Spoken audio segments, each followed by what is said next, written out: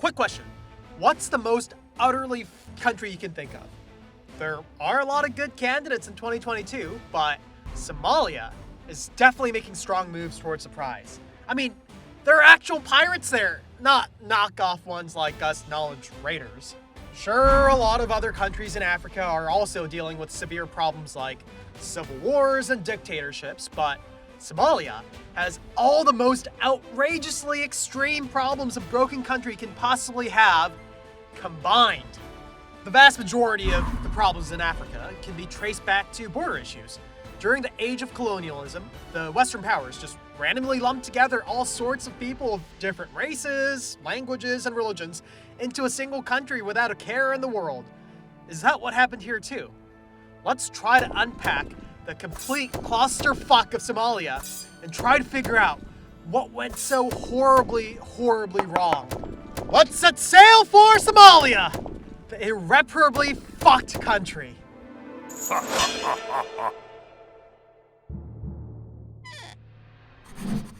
Despite what some boomers might think, Africa is not, in fact, a single country.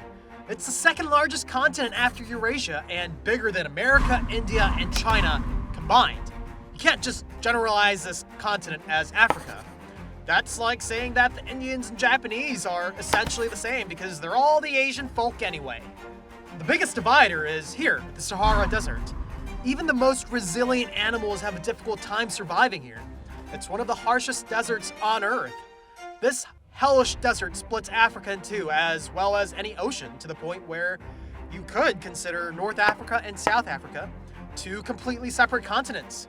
Somalia is located on the eastern end of the Sahara Desert, right on the coast of the Indian Ocean. Because it reaches both the north and south of the Sahara, as well as the open ocean, Somalia was once this vibrant hub with a unique culture. All sorts of civilizations mingled. Hell, modern humans spawned from East Africa, remember? People existed in this region way before Europe or Asia, and it witnessed and recorded the rise and fall of several empires like ancient Egypt and Greece. If you're intoxicated enough, you might see how Africa kinda looks like a human skull. This pointy part is called the Horn of Africa, located between the Gulf of Aden and the Red Sea while looking over Arabia.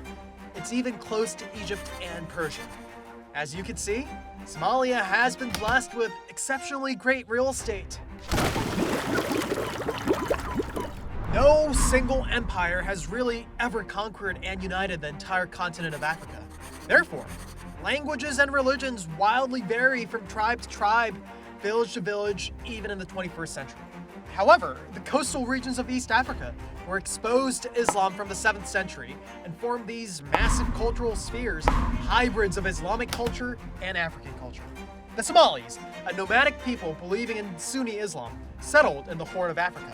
Cities like Mogadishu, the current capital of Somalia, started popping up, rapidly growing from Somali merchants trading across the Indian Ocean from this advantageous location.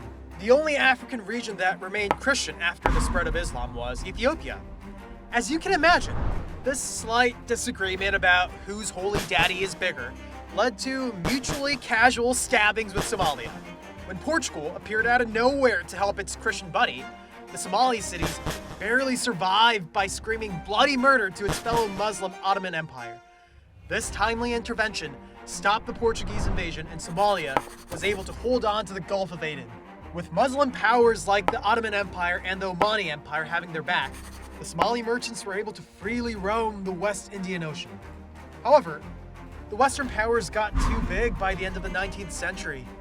They already divvied up the rest of the world, and Africa was now up for grabs. Who needs shit like careful diplomacy and treaties when you can just run in with some machine guns, shoot everything, and claim territory the easy way? This was a free-for-all looting of an entire continent. It got so out of hand that the Western powers called a timeout, huddled around a map of Africa in Berlin, and negotiated a peaceful draft pick like civilized gentlemen. Of course, the opinions of African nations were about as relevant as the flat earthers. Italy crashed the party a bit too late and was the only kid without a colony. Burning with FOMO, it conquered Eritrea from Ethiopia and advanced all the way to the Horn of Africa. Primitive Ethiopia actually managed to initially defeat Italy in an embarrassing turn of events for the mighty Westerners, doubling down to cleanse itself of this dishonor. Italy eventually conquered the hell out of Ethiopia, additionally taking both East and South Somalia out of spite. The Somali tribes were, understandably, not exactly delighted about being conquered. They united under the common goal of driving out those damn Westerners. Hell, they might as well get rid of those heretic Ethiopians as well and create a united Somali Islamic nation while they were at it. Rising up with a contagious, intoxicating spirit of unstoppable rebellion, they retook several cities by the end of World War I. Vive la Somalia! When the war ended, Britain was like, oh, yeah, I forgot about those minor annoyances, and bombarded these sweet Somali braves into smithereens as if it were swatting an annoying fly. How anticlimactic. The world wasn't very happy with Italy for choosing the wrong side in World War II. Britain and France were happy to confiscate almost all of Italy's colonies in the name of justice, and Ethiopia finally earned its independence for somehow forcing out the Italians all on its own during the chaos of war. Somalia, rather unfortunately, was singled out as the exception like a special needs kid and remained under Italian supervision, but with independence guaranteed after 10 years by the UN as part of that deal. Italy, a country very eager to not get nuked like Japan, was exceptionally cooperative. In 1960, British Somaliland and Italian Somalia finally broke free from the shackles of colonialism and united into the Republic of Somalia. It's a brave new world, my friends. Time for a long-deserved fresh start. Somalia was a country of Somali people speaking the same language and believing in Sunni Islam. It's actually a really promising start for a budding country. Most certainly a hell of a lot better than the other African nations tangled up in complicated civil wars. Depending on how you look at it, their relative lack of natural resources might have also been beneficial because there was nothing to fight over. Being practically worthless besides for its prime real estate in front of the Gulf of Aden, foreign powers just didn't care enough to come up with some half-assed excuse to come swoop in. After all, America isn't going to be suddenly interested in bringing democracy to a country with no oil. This is where the first cracks start to appear in this potential utopia. The Somalis were fundamentally nomads, so they really didn't give a shit about anyone else outside their own tribe. If they could overcome their petty tribal politics, they could unite into a strong, prosperous nation. If not, well, the entire country could be a goddamn war zone. Somalia kept getting into external conflict with its nemesis, Ethiopia. There were a lot of Somali people living in Ogaden, which became Ethiopian territory during the Western colonization. As far as Somalia is concerned, that should be Somali territory as well. Ethiopia, naturally, disagreed, and constant military skirmishes broke out around the borders as the two nations prepared for a full-out war. This powder keg was finally ignited only 9 years after their independence in 1969 when a communist coup erupted in Somalia. General Mohammed Siad Barre, mastermind of this coup, assassinated the president and established a military dictatorship upon the promise of equality and eliminating tribal politics. If you read Animal Farm, you know how this goes. Some tribes, as it turned out, are more equal than others.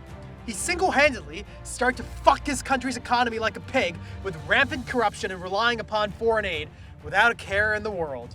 Intertribal conflict spread like wildfire as the public resentment built up to a maddening cacophony. Well, you know what unites a people better than anything else? A common enemy. Say, don't those miserable Ethiopians look particularly threatening today? Conveniently, in 1973, Somali rebels started a rampage in Ogaden, Ethiopia. Mohammed Siad Barre officially supported this rebellion and softly stirred the hungry, glowing embers of total war. On July 13th, 1977, Siad Barre says fuck it and goes all in. He just YOLO 70,000 Somali soldiers with armored vehicles and full air support into Ethiopia, like a teenager about to dump his college tuition into Dogecoin. With the local Somali rebels joining the battle, they took over half of Ogaden within a month. Seems like things are going great, right? Well, Ethiopia wasn't the only one unhappy with this surprise party. The Soviet Union goes complete fucking haywire, panicked out of its damn mind. You see, Ethiopia was in the pocket of the Soviet Union as well as Somalia. They're on the same side! Why the fuck are they fighting each other when the American capitalists are advancing? The Soviets try to hastily mediate like a sleep-deprived father trying to stop its infants from electrocuting each other. Somalia, believing that victory is imminent, tells the Soviet Union to eat shit and piss off. Well, the Soviets had enough of this bullshit. They cut off Somalia and officially backed Ethiopia. Not only did they provide military supplies, but they even sent in an actual military from Cuba. Yeah, Somalia really didn't stand a chance here. On March 15, 1978, the humiliating war ended with an Ethiopian victory as Somalis completely retreated from Ogaden. Their hopeful dreams of dominion completely backfired on them, and they might as well have snorted gasoline for all the good it did them. You think this is bad? Here's where Somalia starts its tumble into complete clusterfuck territory. Their only military was YOLO'd into the pointless wood chipper of Ethiopia. Whatever agriculture and economy they had left went to shit, and they can't even cry to the Soviet Union anymore for help. America and Italy give Somalia some pity dollars, but the overwhelming droughts and refugee crisis make resuscitation impossible. The Somali people tolerated 10 long years of things somehow free-falling to a new rock bottom every single day. It's time to take matters into their own hands and get rid of this useless dictator. Neglected and mistreated tribes throughout Somalia started rebellions everywhere. Actual bloodshed started in 1986, but this won't be the last. Oh, you want to put down the civil unrest? You and whose army? Oh wait! In 1990, Mogadishu, the capital of Somalia, was completely overrun, and what was left of the military was trampled into oblivion. In 1991, Beret runs for his life to Kenya, and the United Somali Congress takes over the government. Believe it or not, my dear viewer, things managed to somehow go even more downhill from here. The violent, hectic infighting up to this point is called the Somali Rebellion, not the Somali Civil War. That's because the actual civil war is just getting started. The angry tribes that united to take down the brutal dictator started backstabbing each other as soon as there was no more common enemy. Okay, this is getting epic. The United Somali Congress, the Somali Patriotic Movement, the Somali National Movement, call them whatever you want. At the end of the day, they were just warlords with AK-47s. The United Somali Congressmen split up into several factions and started to murder each other, while the Somali Patriotic Movement just randomly elected a president and declared independence. Things might have been better if Somalia had an actual military like the other nations, but oh right, they worked together to murder the military too. The fact that the different factions were somewhat similar in strength made this whole clusterfuck increasingly worse. The American military intervened in 1992 and temporarily conquered Mogadishu in an attempt to prevent this from spiraling irreversibly out of control. Oh, look!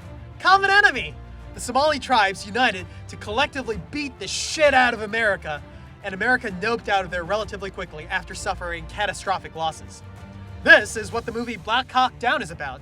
In 1995, even the United Nations peacekeepers decided that keeping the peace here was literally impossible and got out, leaving the Somali tribes to continue massacring each other in peace. Somalia has been in a state of complete anarchy since then. Tribal warlords controlled their respective regions, and young people with nothing to lose started to abuse the prime real estate that worked so well to facilitate trade back in the day to literally become pirates. In 2000, the UN officially recognized the Transitional National Government of Somalia. Unfortunately, the warlords disagreed, and this too went to shit within 3 years. Another valiant attempt, the Transitional Federal Government of Somalia, was started in 2004 with sparkly hopes, but pretty much ended up like Bill Cosby. Generations of tribalism and deep mistrust made it virtually impossible for any one faction to unite Somalia.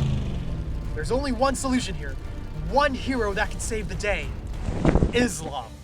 In 2006, the ICU, or the Islamic Courts Union, takes sweeping control over pretty much everything except Somaliland.